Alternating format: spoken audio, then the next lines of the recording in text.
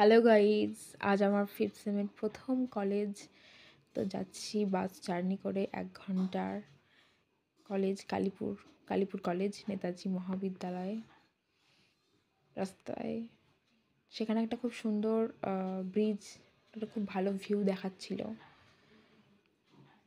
এই আমার কলেজ।